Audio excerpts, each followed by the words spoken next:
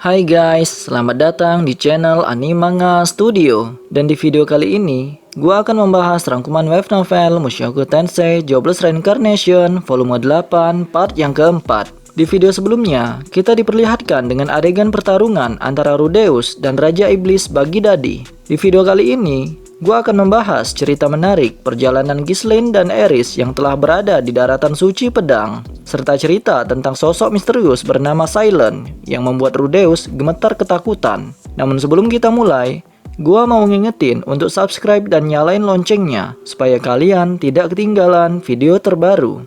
Oke, tanpa banyak bacot, langsung saja kita menuju lanjutan ceritanya. Sebelum melanjutkan cerita Rudeus lebih jauh, sejenak kita akan beralih ke suatu tempat yang bernama Daratan Suci Pedang. Tempat yang merupakan suatu dataran gersang yang ditutupi salju sepanjang tahun. Generasi pertama Dewa Pedang membangun sekolah di sini untuk mengajar murid-muridnya ilmu pedang. Bagi para swordsman, ini adalah tempat yang akan mereka tuju untuk menimba ilmu. Selama kau adalah seorang swordsman, tidak peduli siapapun kau, ini adalah tempat yang harus kau kunjungi. Setidaknya sekali. Ini adalah daratan suci pedang. Para swordsman yang berkumpul di dataran ini adalah mereka yang memiliki masa depan cerah. Mereka memang masih remaja, namun sekilas saja kau bisa langsung tahu bahwa mereka punya bakat dalam ilmu berpedang. Mereka adalah pemuda-pemuda jenius. Pada dataran suci pedang, ada 3 swordsman yang memiliki bakat luar biasa. Yang pertama adalah putri sulung Dewa Pedang, Nina Varion. Sekarang, dia masih berusia 18 tahun. Namun semenjak usia 16, orang-orang sudah memberikan julukan Saint Pedang karena bakatnya. Orang-orang menduga bahwa dia akan menjadi Raja Pedang ketika umurnya sudah mencapai 20. Dan ketika menginjak 25 tahun, dia pasti sudah menjadi Kaisar Pedang. Semua orang setuju bahwa dia adalah gadis yang menjanjikan. Berikutnya adalah sepupu Nina, Gino Bridge. Ia adalah putra kedua dari keluarga Bridge, yaitu cabang dari keluarga utama jurus Dewa Pedang yang bernama Varion. Dia sekarang berusia 14 tahun.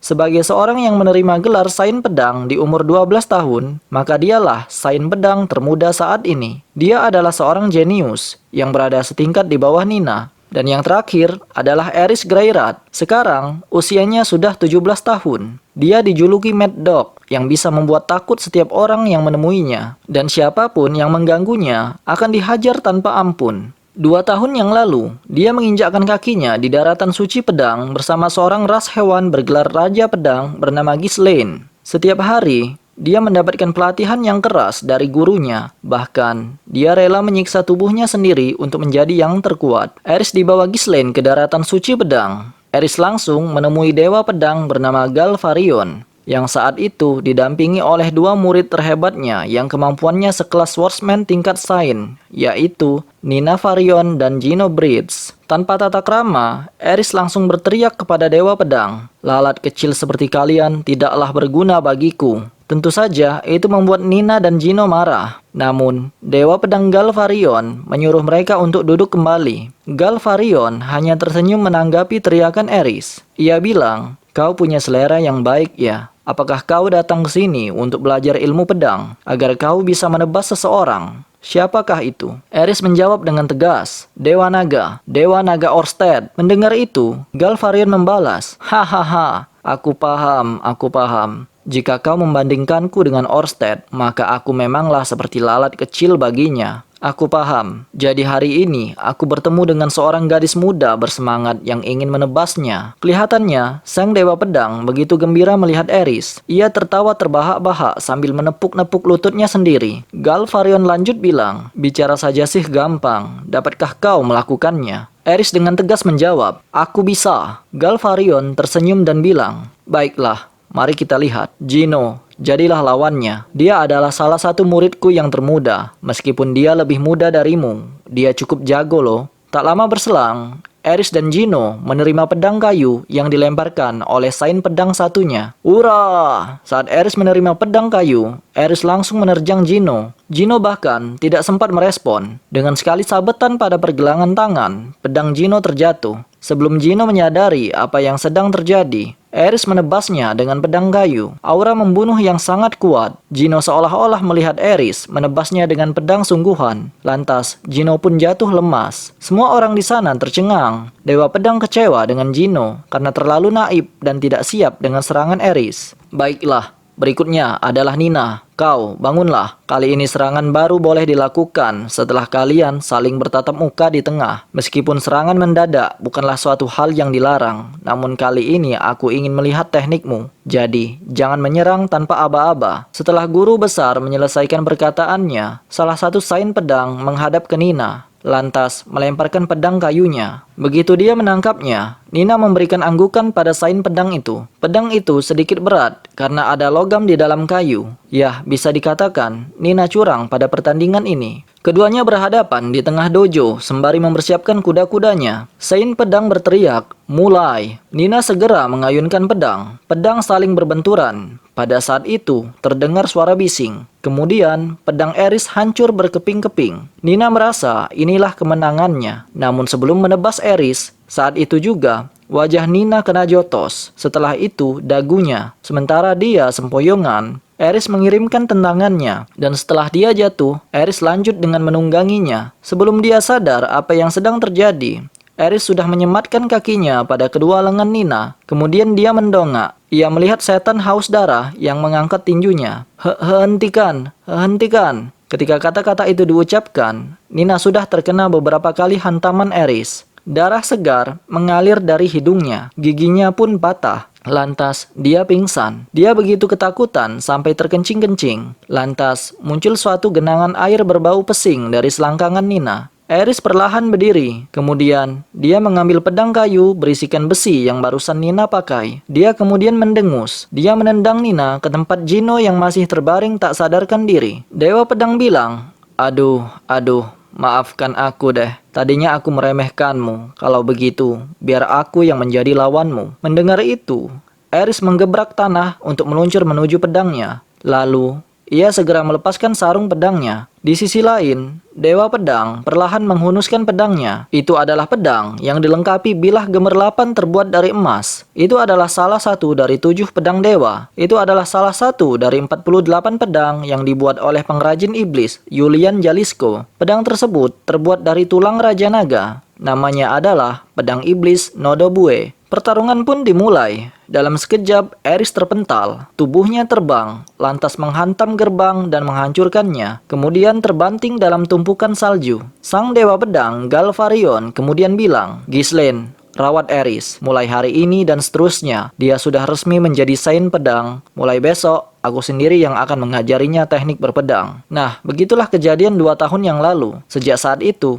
Nina membenci Ares. Tak peduli berapa banyaknya cacian yang ditujukan pada Ares, Ares tak pernah ambil pusing. Dia dikucilkan oleh Gino dan swordsman lain seumuran dengannya. Setiap hari, aktivitas Ares hanyalah berlatih dengan Dewa Pedang secara langsung, dan juga Ghislaine. Pada suatu hari tertentu, Nina sedang mengobrol dengan beberapa gadis seumuran dengannya. Secara kebetulan, ia melihat Ares lewat. Ada semacam uap yang mengepul dari tubuhnya. Rupanya, Ares barusan berlatih, dan tubuhnya pun dibanjiri keringat. Bahkan ketika Nina sedang santai-santai sambil mengobrol dengan teman-temannya, Ares sedang berlatih. Nina menyadari itu, dan dia pun sedikit kesal. Alhasil, dia bilang, "Aduh, masih latihan saja nih. Kalau gitu caranya, kau tak akan pernah dapat cowok sampai mati. Hiduplah terus sebagai perawan sampai peot, dan menikah sajalah sama pedang." Nina berbicara seperti itu, meski dia sendiri tidak pernah punya kekasih. Ares hanya membalasnya dengan tawa kecil dan bilang, "Maaf, tapi aku sudah bukan perawan lagi." Dia begitu bangga ketika mengatakan itu, dan wajahnya pun sedikit memerah. Nina tampak kesal mendengar itu. Ia tak percaya apa yang dikatakan Ares. Biasanya Ares pendiam, namun ia kemudian membicarakan Rudeus dengan rinci, dan ia akhiri dengan kalimat, "Tapi aku belum pantas mendampingi Rudeus. Aku harus lebih kuat." Ares mengatakan itu sembari mengepalkan tinjunya dengan keras, lalu pergi begitu saja, meninggalkan Nina dan teman-temannya. Sembari tercengang, Nina melihat rivalnya berjalan pergi. Dia cukup percaya diri bahwa Ares tak akan mampu mengalahkannya. Namun kenyataan berkata lain. Nina pun sedikit pusing setelah mengetahui kenyataan ini. Nina tak punya pacar. Sedangkan si gadis barbar punya satu. Nina masih tidak bisa menerima kenyataan itu. Ia menganggap orang bernama Rudeus itu hanyalah pacar khayalan. Seperti itulah yang Nina yakini. Pada hari libur, Nina meminta orang untuk mencari informasi apapun tentang pria bernama Rudeus. Singkat cerita, Nina sadar sepertinya orang bernama Rudeus itu bukanlah pacar khayalan. Sembari menahan rasa kesal, Nina meyakinkan dirinya sendiri bahwa pria itu tidaklah sehebat yang dikabarkan. Lalu ia memikirkan sesuatu yang buruk. Jika aku mengalahkan Rudeus ini, membuatnya menjadi budakku dan membawanya ke sini, kira-kira bagaimana ya wajah Eris? Tanpa menunggu lama, Nina siap untuk melakukan perjalanan pada hari itu juga. Ia memacu kudanya menuju kerajaan Ranoa. 1 bulan lamanya, akhirnya ia tiba di Akademi Sihir. Entah kenapa, ada banyak pria ras hewan hari itu. Dan juga orang-orang yang berpakaian seperti prajurit. Nina memanggil salah satunya. Dia mencoba bertanya kepadanya tentang keberadaan Rudeus. Si pria ras hewan lantas menjawab bahwa dia juga sedang mencari Rudeus. Dan Nina pun mengikuti pria tersebut. Masih ingatkah di video sebelumnya? Rudeus dihadang oleh pria ras hewan saat menuju perpustakaan. Dan akhirnya Rudeus kalahkan hanya dalam waktu 3 detik. Di saat itulah Nina sedang berdiri menyaksikannya. Belum sempat Nina menantang Rudeus telah berlari begitu saja. Kemudian, setelah sempat kehilangan jejak Rudeus, dia akhirnya mengetahui bahwa Rudeus terlihat sedang di perpustakaan. Lantas, dia segera bergegas ke sana. Ketika sampai, dia menemukan antrian pria ras hewan yang berbaris di depan gedung. Nina pun tak ambil pusing. Lantas ia nyelonong begitu saja ke perpustakaan. Tapi salah satu pria ras hewan bertanya, "Apakah kau di sini untuk berduel dengan Rudeus?" Nina menjawab, "Iya, itu benar." Pria itu kembali bilang, "Kalau begitu, antrilah. Jangan mendahului kami." Kelihatannya, pria itu marah. Dari penjelasannya, ternyata ada sekitar 30 orang di sini sedang antri untuk berduel melawan Rudeus. Nina gemetar mengetahui fakta ini. Lantas, ia pun ikut berbaris di dalam antrian. Hari pun semakin senja. Kemudian sesosok makhluk bernama Bagidadi muncul. "Apa? Sebanyak ini? Wahahaha. Rudeus memang cukup populer ya. Aku sih gak keberatan ikut ngantri. Tapi apakah ada cara supaya aku dapat giliran pertama?" Singkat cerita, Nina bersama para pria ras hewan itu serentak menyerang Bagidadi. Pedang-pedang mereka tidak mampu menggores kulit Bagidadi. Hanya dengan menggunakan teknik pedang tertinggi, Longsword of Light. Akhirnya Nina dapat melukai Bagidadi. Tapi Bagidadi sembuh dalam sekejap. Beberapa saat kemudian, semua tumbang termasuk Nina. Untungnya tidak ada korban jiwa pada pertarungan ini. Tak lama setelah mereka dikalahkan, Rudeus muncul dari dalam perpustakaan. Setelah sedikit basa-basi, Rudeus dan Bagidadi pun pindah lokasi. Sembari menahan sakit di sekujur tubuh, Nina mengikuti mereka hingga tiba di suatu lapangan besar. Nina menyaksikan duel dari awal sampai akhir. Tubuh Bagidadi berhamburan setelah menerima serangan Rudeus. Menghadapi kenyataan itu, Nina sungguh tercengang. Ia tidak bisa mengingat apa yang terjadi setelah itu. Nina kembali ke daratan suci pedang. Sekarang, dia tahu level kekuatan yang ingin dicapai oleh Eris. Nina sungguh terkejut. Selama ini, dia selalu bersih tegang dengan Eris. Namun setelah kejadian ini, persepsinya pada Eris sedikit berubah. Kemudian sejak saat itu, Nina memulai babak baru dalam hidupnya. Dia memperbarui target yang ingin dicapainya. Pedangnya sudah rusak. Dan sebagai gantinya, dia kini menggunakan sepasang pedang baru. Dia tidak lagi meremehkan serangan tinju Eris. Bahkan, dia pun memisahkan diri dari teman-teman seusianya. Setelah itu, ia menjadi rival Eris yang sesungguhnya. Oke guys, kita kembali ke adegan Rudeus. Setelah kabar tersebar bahwa Rudeus telah mengalahkan Raja Iblis Bagidadi, hampir semua siswa ketakutan. Rudeus merasa bahwa ia selalu dihindari, termasuk pada saat Rudeus berpapasan dengan Goriade, gadis gorila ketika insiden celana dalam waktu itu. Rudeus mencoba menyapanya, namun Goriade terlihat gemetar. Dia berkata, "Waktu itu aku yang salah. Jadi maafkan aku.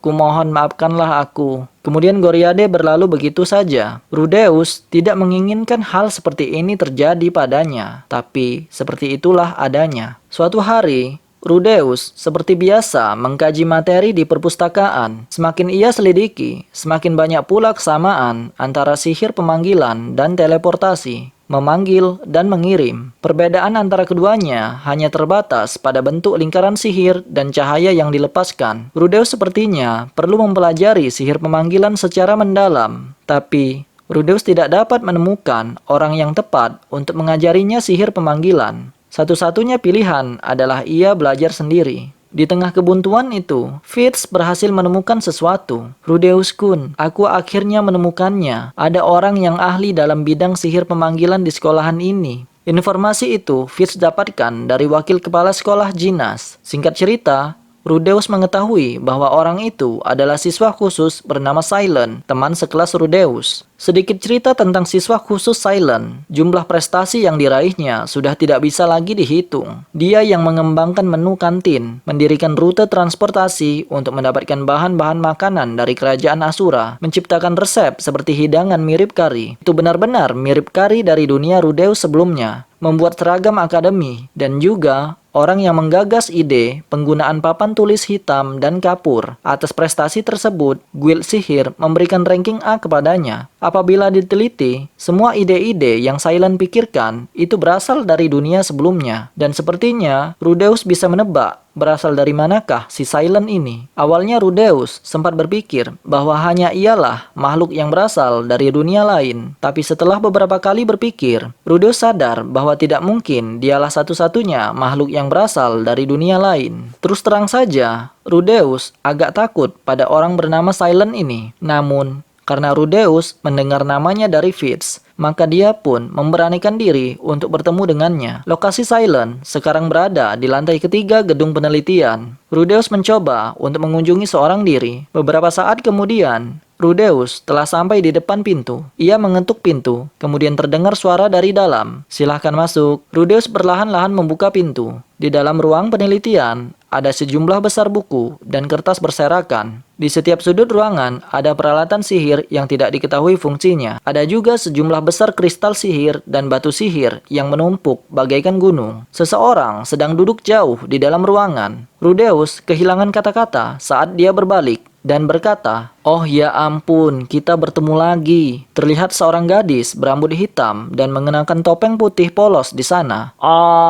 Rudeus menjerit dan segera kabur. Ia ingat orang itu adalah si gadis bertopeng yang bersama Orsted waktu itu. Ingatan ketika berada di ambang kematian pun kembali teringat. Rudeus sangat trauma mengingat kejadian itu. Setelah Rudeus melihat ke belakang, si topeng putih ternyata mengejar. Rudeus lari semakin kencang, tapi kemudian dia terjatuh. Sembari menyeret tubuh, Rudeus terus berlari dengan lutut gemetaran bagaikan orang mabuk. Tiba-tiba, Rudeus melihat Fitz di bawah tangga. Rudeus tampak sedikit lega. Sembari terengah-engah, Rudeus merasakan sesuatu meraih bahunya. Setelah berbalik, gadis itu telah di sana. Rudeus pun kejang-kejang karena syok dan ketakutan. Dan sedetik berikutnya, kakinya terpleset dan Rudeus pun jatuh dari tangga. Ia pingsan tak berdaya. Selang beberapa waktu, Rudeus akhirnya terbangun setelah Fitz meletakkan tangannya di kepala Rudeus dan membaca mantra sihir penyembuhan.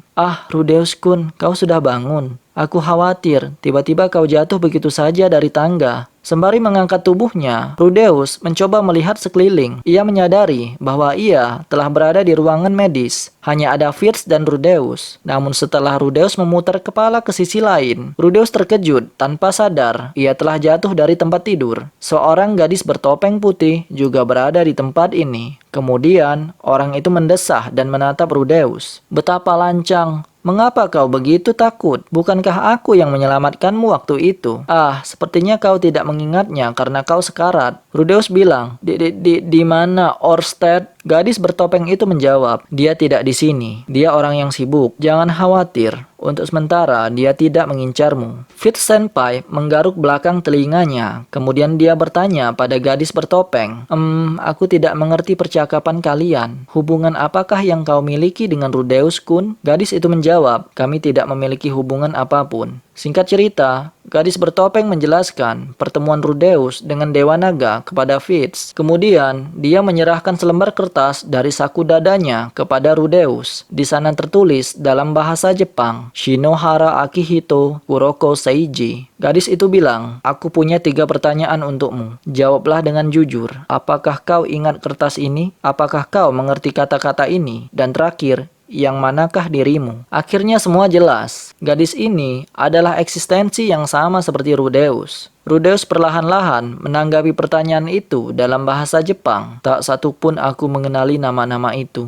Gadis itu membalas, aku paham, tapi kau mengerti tulisan ini kan? Fitz mengintip tulisan di kertas itu. Lantas, dia pun segera menanyakan, itu bahasa apa Rudeus kun? Rudeus menjawab, bukan apa-apa, kami hanya berasal dari kota yang sama. Setelah itu, Rudeus beralih ke gadis itu dan bertanya, kalau begitu, kau juga sama denganku? Dia mengangguk. Benar, pada saat aku sadar, aku sudah terlempar ke dunia ini. Sembari mengatakan itu, ia membuka topeng putihnya. Melihat wajahnya, seakan memori Rudeus kembali saat ia sedang melompat menyelamatkan sepasang kekasih dari tabrakan kendaraan. Ketika itu, mereka sedang bertengkar. Gadis ini adalah ceweknya. Wajahnya sama persis dengan gadis yang bertengkar dengan pacarnya itu. Meskipun sudah 15 tahun berlalu, sejak saat itu, wajah si gadis tetaplah tidak berubah. Jika dia bereinkarnasi sama seperti Rudeus, harusnya dia memiliki wajah baru. Rudeus pun ragu. Jawaban segera didapatkan setelah dia mengatakan, ini yang disebut perjalanan. Aku sedang melakukan perjalanan ke dunia tidak berarti ini. Perjalanan, istilah itu sedikit berbeda dengan reinkarnasi yang Rudeus alami. Ia terlahir dengan bentuk fisik yang berbeda. Yang tersisa dari kehidupan sebelumnya hanyalah memori. Sedangkan perjalanan adalah suatu hal yang berbeda. Perjalanan menembus ruang dan waktu yang sering disebut warp. Umur dan tubuhnya tetap sama ketika datang ke dunia ini. Dia berbeda dari Rudeus. Namaku adalah Nanahoshi Shizuka. Aku orang Jepang. Belakangan ini, aku menggunakan nama samaran Silent Seven Star. Rudeus tampak bingung dan tak mampu berbicara. Nanahoshi kembali bilang, mulai sekarang aku berharap bisa bekerja sama denganmu. Beritahukan namamu padaku. Rudeus menjawab, Rudeus Greyrat. Nanahoshi bilang, itu adalah namamu di dunia ini kan? Siapakah nama aslimu? Mendengar pertanyaan itu, Rudeus tidak menjawab sama sekali. Kemudian, tampaknya Nanahoshi memahami sesuatu. Dan dia pun mengangguk. Aku mengerti. Kau berhati-hati. Aku mengerti itu. Perasaan itu. Hal seperti itu memang bisa saja terjadi. Namun jangan khawatir. Aku adalah temanmu. Bagaimanapun juga, mungkin saja ada orang selain aku yang datang dari dunia lain. Namun, ini adalah pertama kalinya aku bertemu orang bumi semenjak datang ke dunia ini. Entah kenapa aku merasa lega. Nanahoshi memegang tangan Rudeus. Kemudian, ia mengatakan dengan nada gembira, demi kembali ke dunia kita sebelumnya, ayo kita bekerja sama. Seketika Rudeus mendengar kalimat itu, pikirannya yang masih kacau, sekarang bertambah kacau. Secara refleks, Rudeus menampik tangan Nanahoshi dan berteriak, tidak, aku tidak ingin kembali ke duniaku sebelumnya. Nanahoshi tampak terkejut, ia kehabisan kata-kata. Di tengah obrolan mereka, Fitz bilang, kenapa kalian terus berbicara dengan bahasa yang tidak aku mengerti? Nah, itulah rangkuman cerita volume 8 part yang keempat. Video berikutnya, gua akan membahas tentang penelitian Rudeus dan Nanahoshi terkait sihir pemanggilan, serta sedikit cerita tentang kisah teman masa kecil Rudeus bernama Sylviette. Banyak cerita yang tidak dijelaskan di anime dan manganya loh. Maka dari itu, kalau males baca web novelnya, pantengin terus channel ini dengan subscribe dan hidupkan notifikasinya. Oh ya, gua berterima kasih banyak bagi teman-teman yang telah bersedia berdonasi. Dukungan teman-teman sangat berarti bagi perkembangan channel ini. Bagi yang mau ikut membantu, bisa klik link yang tertera di layar. Oke, sekian dari saya. Terima kasih guys.